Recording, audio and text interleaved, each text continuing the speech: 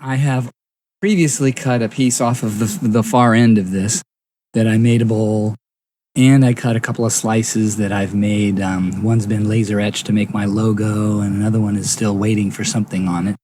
And then I've cut the remainder up into 3 more pieces, and I think this one's really going to be 2 when it all comes down to it.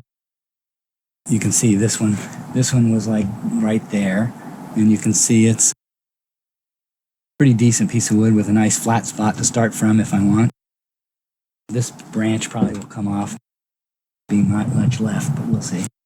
And then here, this piece, it has a lot of nice character. It's olive. And then this piece here, I'm probably going to split in half. It definitely has there's a crack line right there. I'm going to split this in half. Well, I cut the other piece not quite in half. I left most of it on this side. We'll see how it turns out. I haven't decided what I'm going to do, but I probably got to cut a little bit off the end since my lathe only does 18-inch diameter. I'm going to have to cut a corner off here, especially if I don't set this exactly in the center. I think it's like 18.5 inches. Actually, diagonal, 18.5 inches, so I'll have to cut some off. The other half of this board was the one I turned into a bowl called Inspired Olive, and it turned out pretty good too, and it's also available on the YouTube page. So here I have already, obviously I've already turned a lot of this. I had cut the ends off, made it round. And you'll see I make some changes throughout this. Don't really make up my mind until I'm completely done what I want to do.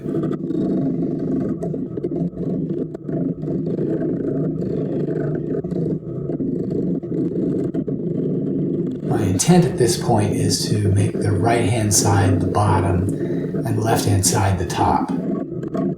And so you'll see as it goes along what happens here. You can see there's a lot of voids in this. Okay, now I've bonded on a piece of cedar that I'm going to use to put a 4-jaw chuck on. Because there wasn't really any solid things to connect to, I've had to bond this on. And here I am machining the tenon.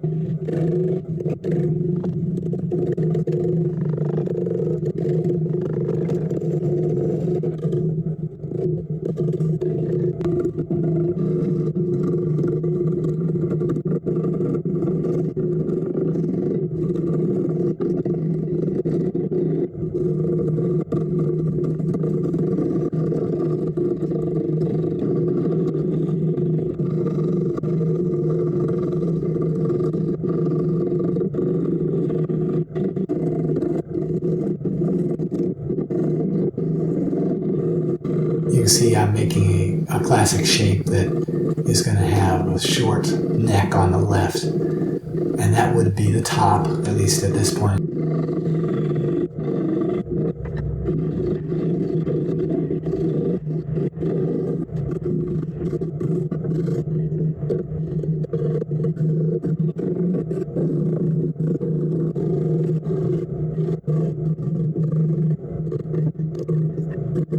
In this view, the bottom is on the right, at least at this point. Now you can see I've changed my mind and I'm drilling out, making the right-hand side the top. In the end, I think I would have rather have made the left-hand side the top, but this is what I committed to at this point. It's a nice vase when I get done, but I still like the shape I started with and changed my mind on.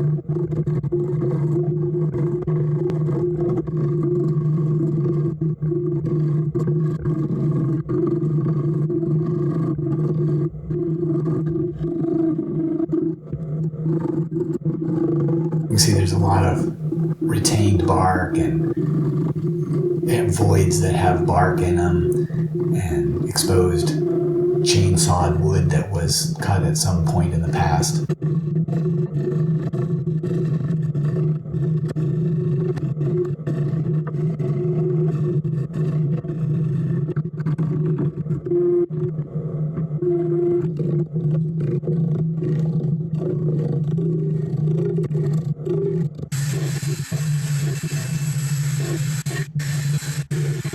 Okay, this is my newest bowl out of the same piece of olive that I made a bowl, I don't know, a month or two ago.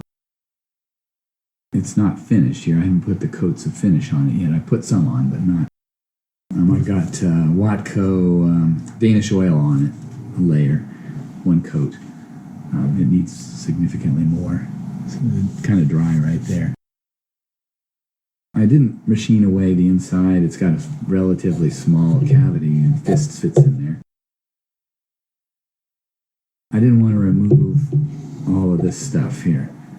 You know, I've got this nice bark here. This chunk that starts from here, right here, goes all the way around to here, is not connected until over here.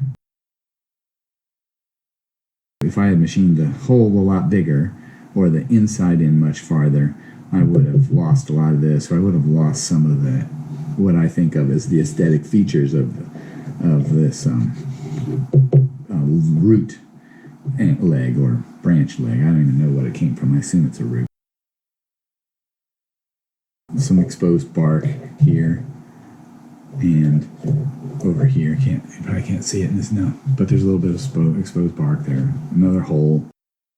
It looks to me like this branch was cut and then the tree grew around it, so I don't know exactly what it, because there's bark in here, but this area here may be visible. No, you can't see it. It's black here, and it looks like chainsaw marks here, so I think this branch, there was a branch there that got cut off at one time, way in the ancient history of this log, and then when it grew around it, it made this little pocket. So it's kind of interesting, and I kind of like this kind of shape, so I end up leaving relatively thick walls on a lot of mine. And if I machine these a lot thinner, I would break out of here. I mean, I might have been able to take another quarter to half an inch off of there, but machining on the inside was no fun anyway, and I would have liked to have a bigger hole in the top if I made the inside smaller or bigger. Another thing of interest is that originally I was going to make this the top and this the bottom, and I wanted to have a bigger, I like the shape if this was turned over a little better.